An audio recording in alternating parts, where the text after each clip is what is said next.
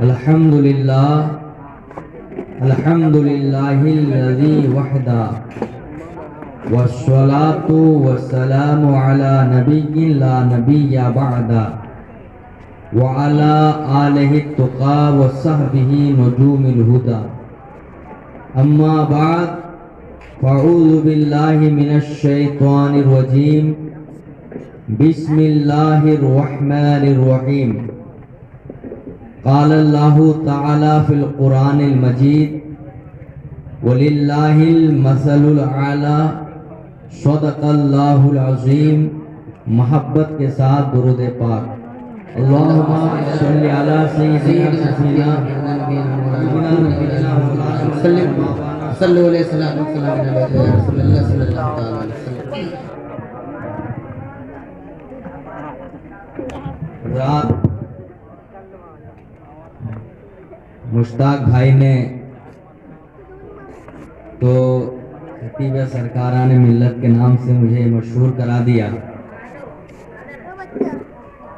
اس کا ایک نقصان یہ ہوا کہ لوگ مجھے بلانا بھول گئے. اچھا ہوا، یہ بھی اچھا ہوا. تو پھر آپ لوگ بھی مناظر ہو جائیں گے تو میری ضرورت ہی نہیں پڑے گی.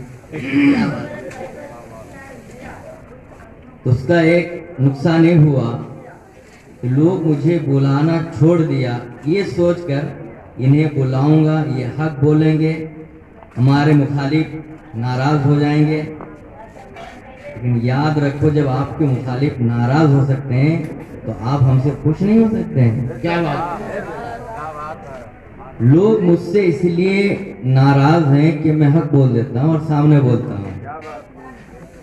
ابھی چند روز پہلے مشتاق بھائی جانتے ہیں، میں نے بتایا بھی تھا، الحمدللہ انہیں دونوں سرکاران نے اتنا نواز دیا ہے کہ یہ خود ہزاروں پہ بھاری ہے. میں انشاءاللہ آج غریب نواز کی کچھ شان ہی بیان کروں گا، وقت بھی نہیں رہا. مائک بھی آپ کا دے رہی ہے کہ میں بنگال کے سفر میں تھا. کسی شخص نے مجھ سے کہا کہ نسیمی لوگ جو وسیم سرکار کو ماما کہتے ہیں جی کیا ان لوگ یہ کہ ان کے باپ کے سالے ہیں؟ دشمن تو دشمنانہ لہجہ استعمال ہی کرے گا. اس نے صرف مجھ کو چڑھانے کے لیے کہا یہ لوگ جو انہیں ماما کہتے ہیں کہ یہ ان کے باپ کے سالے ہیں. تو میں نے پہلے ہنس دیا. ہنسنے کے بعد میں نے کہا کہ ذرا اپنے پیر صاحب کا نام تو بتائیے. تو انہوں نے اپنے پیر کا نام بتایا، میں نام لینا نہیں چاہتا ہوں. تو میں نے اپنے موبائل سے ان کا فوٹو نکالا اور میں نے کہا یہ آپ کے کون ہیں؟ بابا ہیں نا؟ بولے ہاں ہمارے بابا ہیں. میں کہے تمہاری ماں کی قسم ہے کیا؟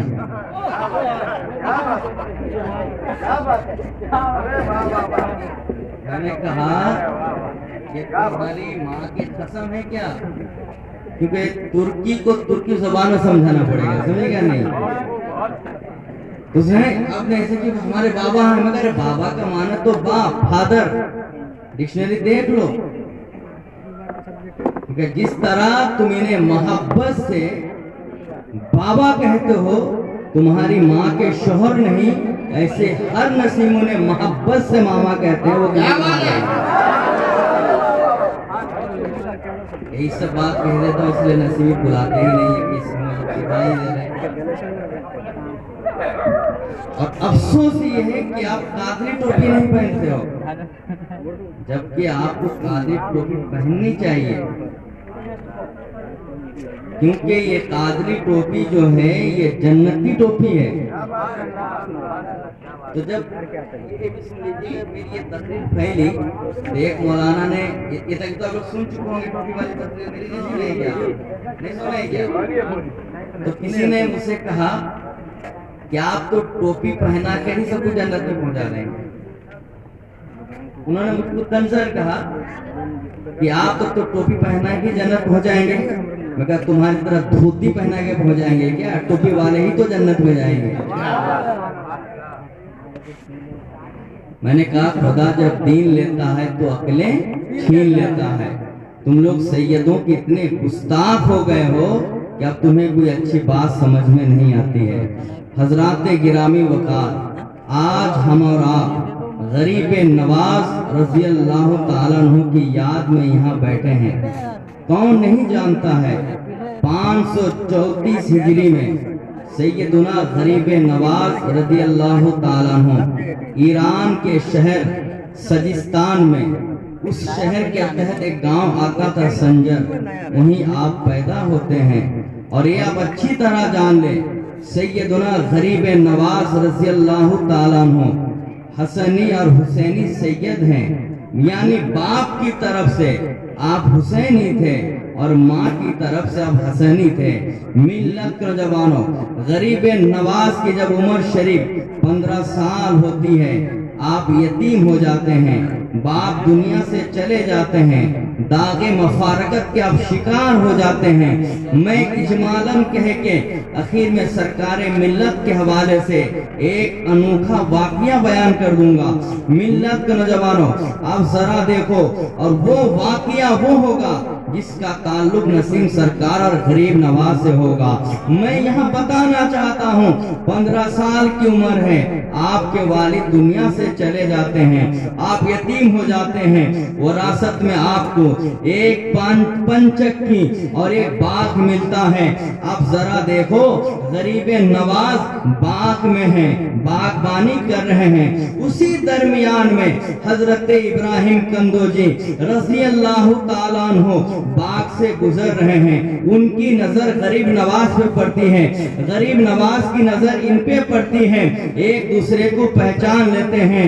ابراہیم کندوجی نے جب غریب نواز کو دیکھا تو یہ سمجھ گئے یہ نوجوان اللہ کے ولی ہیں، اور غریب نواز کی نظر جب ان پہ پڑتی ہے وہ بھی سمجھ جاتے ہیں یہ اللہ والے ہیں، مجذوب ہیں.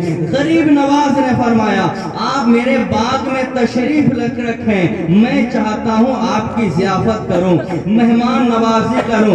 یہ کہہ کے غریب نواز اپنے باغ سے انگور توڑ کے لاتے ہیں، ابراہیم کندوجی کو دیتے ہیں.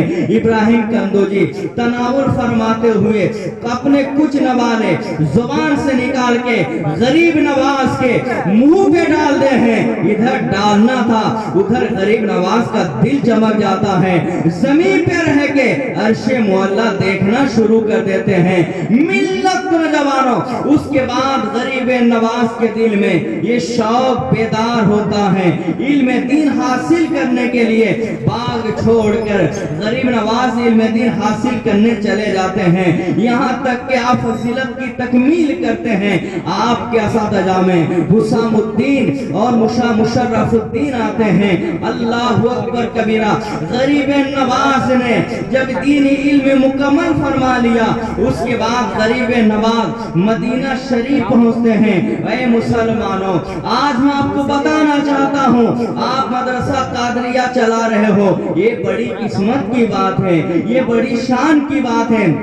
میں نے آپ کے ایک استاد سے ملا، حضرت قاری مبشر صاحب سے. ماشاءاللہ ان کی شخصیت بڑی اچھی ہے، بڑی ملنسار ہیں اور بڑے بااخلاق ہیں. ملت نوجوانوں، آج ہم یہ سوچتے ہیں اپنے بچوں کو اگر عالم بنائیں گے تو کھائیں گے کیا، پیئیں گے کیا. میں بتانا چاہتا ہوں اس طرح کا سابقہ میرا ایک شخص سے ہو گیا. اس نے مجھ سے کہا اس دور میں عالم بننے سے کوئی فائدہ نہیں ہے. میں نے کہا کیوں؟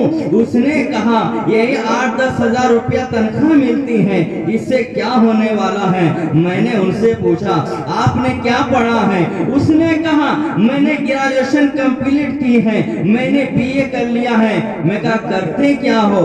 کہا میں ہوٹل میں کوک کا کام کرتا ہوں. میں کہا واہ رے واہ قسمت والے، تیرے علم نے تجھے جھوٹا بلایا اور میرے علم نے مجھے قرآن سکھایا. تجھ سے میرا علم لاکھ درجہ بہتر ہے. میں نے اسے کہا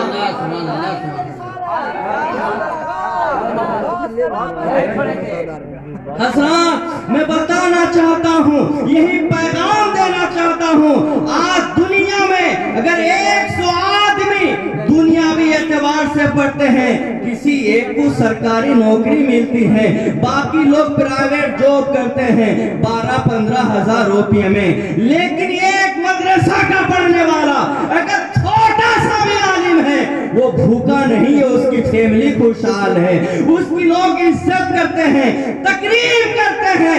آج یہی دیکھ لو ہزاروں سیٹ نیچے بیٹھے ہیں، فقیر قادری اسٹیج میں بیٹھ کے نبی کا بیان سنا رہا ہے، اس سے بڑھ کر عزت کیا چاہیے؟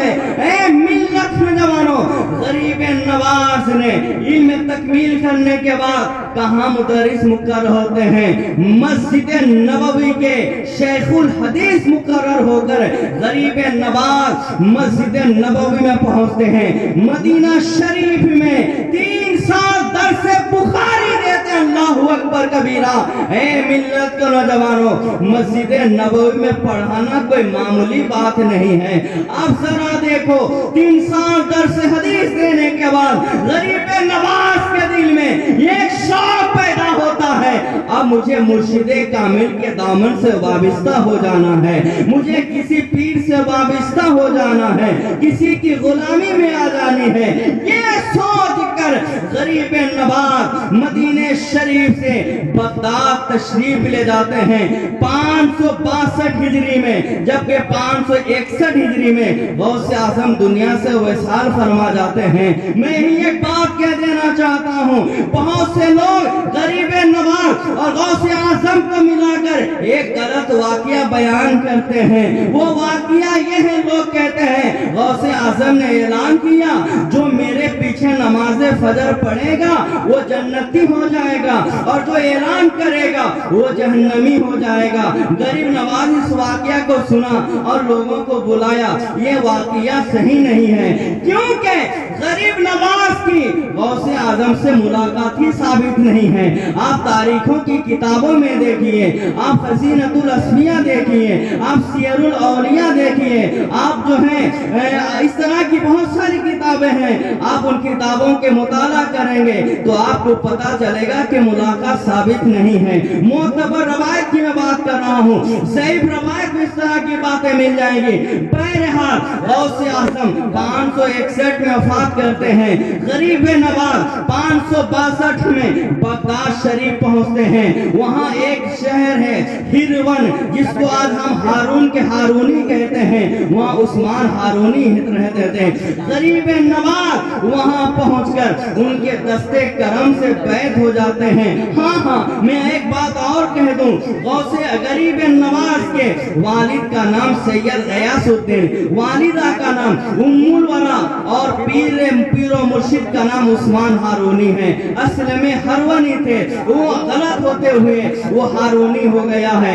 اب ذرا دیکھو اے ملت کے نوجوانوں، آج ہم مرید ہو جاتے ہیں، کل پیر کے در چھوڑ دیتے ہیں، لیکن یاد رکھو مرید تبھی کامل ہوتا ہے جب وہ پیر کے در سے لپٹا رہا کرتا ہے، پیر کے در سے جڑا رہتا ہے۔ غریب نواز حضرت عثمان ہارونی سے بیعت کرنے کے بعد اللہ اکبر کبیرہ 20 سال تک اپنے مرشد کی خدمت میں رہے اور اپنے پیر و مرشد کے بستروں کو، ان کے بوجھ کو ڈھوتے رہے۔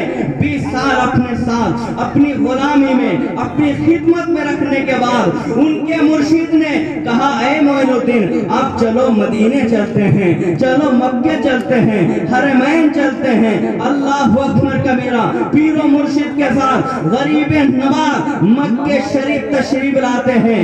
خانہ کعبہ سے آپ کے پیر و مرشد نے قریب کیا، میزاب رحمت کے سامنے غریب نواز کو عثمان ہارونی نے کھڑا کر کے بارگاہ رب العالمین میں ہاتھ اٹھا کر کہا مولا میں معین الدین کو کعبے تک لے آیا ہے، تو یہاں سے قبول فرما لے، تو یہاں سے قبول فرما لے، تو یہاں سے محبوب بنا لے۔ عثمان ہارونی کا ہاتھ اٹھا کر دعا کرنی تھی، غیب سے آواز آتی ہے عثمان ہم نے آج معین الدین کو اپنا محبوب بنا لیا ہے۔ نعرہ تکبیر،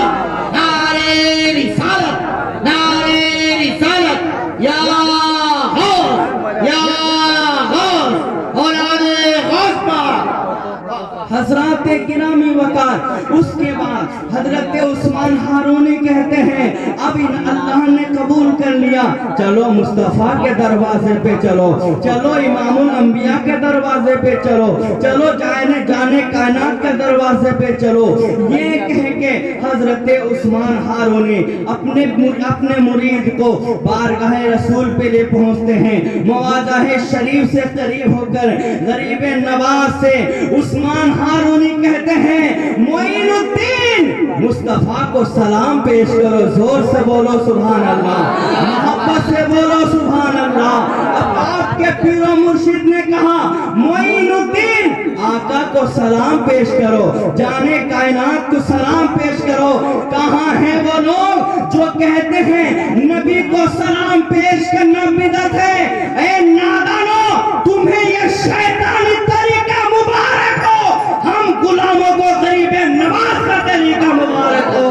गरीब नवाज मवादाह शरीफ से करीब होते हैं, बारगाह मुस्तफा की तरफ मुतवज्जो होकर कहते हैं अस्सलामु अलैका या रसूल अल्लाह, अस्सलातु वस्सलामु अलैका या हबीब अल्लाह।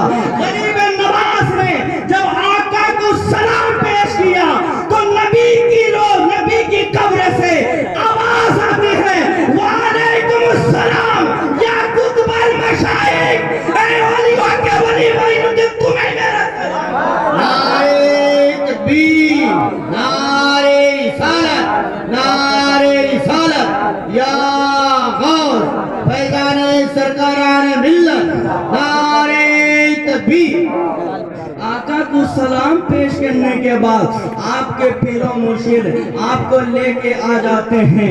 उसके बाद आपसे कहते हैं अब तुम्हारा रास्ता अलग है, मेरा रास्ता अलग है। मोइनुद्दीन अब तुम दीन की खिदमत करो।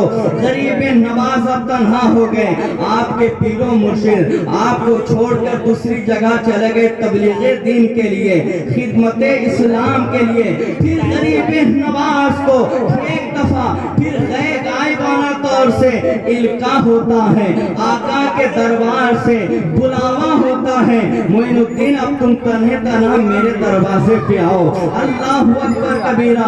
दोबारा गरीब नवाज बगदाद की सरजमी से रोज़ाए रसूल पे हाजिर होते हैं, मदीने मुस्तफा में पहुंचते हैं। मस्जिद नबवी में बड़े ही अदब के साथ गरीब नवाज दूसरी बार हाजिरी देकर मरातबा में बैठे हैं। अल्लाहु अकबर कबीरा। अब जरा देखो कहाँ है वो लोग जो कहते हैं मुस्तफा मरकर मिट्टी में मिल गए हैं। माअज़ल्लाह, वो तुम्हारा कोई दांडा टाइट नबी होगा जो मर के मिट्टी में मिल गया है। मेरे मुस्तफा की शान तो वो शान है जिसे खुद मेरे आका ने फरमाया है इन्नल्लाह हर्रमा अलल अर्दि अन ताकुल अजसादल अंबिया व नबीउल्लाह हय्युन युरज़क। मेरे आका ने फरमाया नबियों के जिस्म को खाने के लिए मिट्टी पर हराम कर दिया है। नबी अपनी कब्रों में जिंदा हैं, उन्हें रोजियां दी जाती हैं। अल्लाहु अकबर। गरीब नवाज मस्जिद नबवी में बैठे हैं, मरातबे में बैठे हैं। अब जरा देखो उसके बाद गैब से आवाज आती है मोइनुद्दीन को मेरी बारगाह में आने बोलो, मोइनुद्दीन तुम आवाज़ शरीफ में आने बोलो। मुस्तफा की कब्र से आवाज आए मोइनुद्दीन को बुलाओ। आका के खादिम ने जब ये आवाज सुनी कि आका कह रहे हैं मोइनुद्दीन को बुलाओ, तो आपने खादिम मस्जिद नबवी में आते हैं। आने के बाद कहते हैं ऐना मोइनुद्दीन, मोइनुद्दीन कहाँ है? आका बुला रहे हैं। अल्लाहु अकबर कबीरा। उस वक्त मस्जिद नबवी में मोइनुद्दीन नाम के 200 बुजुर्ग बैठे हुए थे। सब ताकने लगे आका ने किसको बुलाया है, किस मोइनुद्दीन को बुलाया है। सब लोग हैरत में पड़ गए। खादिम फिर पलट कर आए, आका की बारगाह में पहुंचे। अर्ज़ के या रसूल अल्लाह, आपने कहा है मोइनुद्दीन को बुलाने के लिए। वहाँ एक मोइनुद्दीन नहीं है, वहाँ 2 मोइनुद्दीन नहीं है, वहाँ तो कई 100 मोइनुद्दीन बैठे हैं। ऐ मिल्लत नौजवानों, अब जरा देखो कब्र रसूल से आवाज आई उस मोइनुद्दीन को बुलाओ जो चिश्ती है संजर से आए हुए। नारे तकबीर, नारे रिसालत, नारे یا غوث نعرے تکبیر اللہ اکبر کبیرہ. اتنا سننا تھا. خادم مسجد نبوی میں آتے ہیں اور کہتے ہیں آقا نے اس معین الدین کو بلایا ہے جو چشتی ہے اور سنجر سے آئے ہوئے ہیں. اے مسلمانوں، غریب نواز کو اتنا سننا تھا. آپ پر جذب طاری ہو جاتا ہے. آپ بے ہوش ہو کر زمین پہ گر پڑتے ہیں. جب ہوش آتا ہے مواجہ رسول سے قریب ہوتے ہیں. پھر قبر رسول سے آواز آتی ہے معین الدین مواجہ سے اور قریب آؤ، اور قریب آؤ. غریب نواز قبر رسول سے قریب ہوتے ہیں.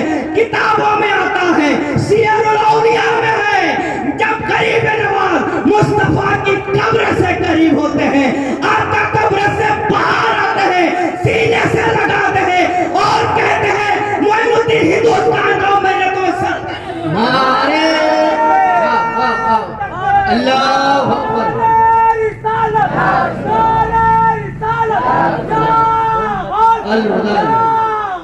المدد زندہ باد زندہ باد. اللہ آقا نے فرمایا معین الدین اب ہندوستان جاؤ، لیکن قیام تمہیں اجمیر میں کرنا ہے. غریب نواز بارگاہ مصطفیٰ سے اجازت حاصل کر کے اب سیدھے بغداد تشریف لاتے ہیں. سب سے پہلے آپ وحد الدین کو اپنے خلافت سے نوازا. اس کے بعد آپ وہاں بہت سے مشائخ سے ملاقات کرتے ہیں.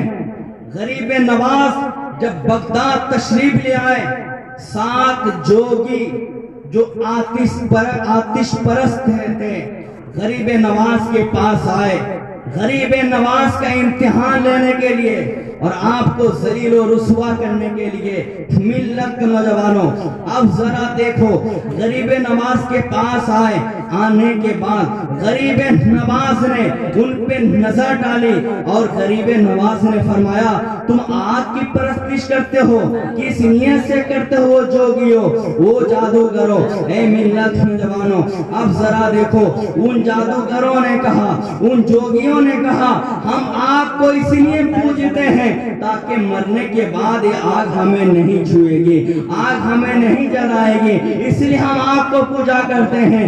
غریب نواز نے کہا ہے تمہاری یہ سوچ غلط ہے، تمہاری یہ فکر غلط ہے، تم کس دھن میں ہو، یہ تمہیں فائدہ نہیں دینے والا ہے. اس کے بعد غریب نواز سے ان لوگوں نے کہا اچھا کیا تم کو آگ نہیں جلائے گی؟ غریب نواز نے فرمایا آگ ہمیں نہیں جلائے گی، اگر جلائے گی تو آگ تمہیں جلائے گی. آؤ اسی دنیا میں امتحان کر لیتے ہیں. تم تو آگ کا پوجا اس لیے کر رہے ہو تاکہ آگ تمہیں نہ جلائے. ہم آگ کا پوجا نہیں کرتے ہیں، ہم اللہ کی عبادت کرتے ہیں اس لیے کہ تاکہ ہم جہنم کی آگ سے بچ جائیں. اگر اے جوگیو آگ سے بچنا چاہتے ہو تو یاد رکھو ایک اللہ کی عبادت کرو، چاند کی عبادت چھوڑ دو، سورج کی عبادت چھوڑ دو، بہتے ہوئے دریا کی عبادت چھوڑ دو، ایک چٹان کی عبادت چھوڑ دو. ان لوگوں نے کہا نہیں نہیں تم غلط کہہ رہے ہو. غریب نواز سے ان جوگیوں نے کہا معین الدین جب تم مر جاؤ گے آگ تمہیں جلائے گی، آگ ہمیں نہیں جلائے گی. غریب نواز نے کہا میں تو بہت بڑی چیز ہوں، جس جوتے کو مجھ سے تعلق ہو گیا ہے یہ آگ میرے جوتے کو بھی نہیں جلا پائے گی.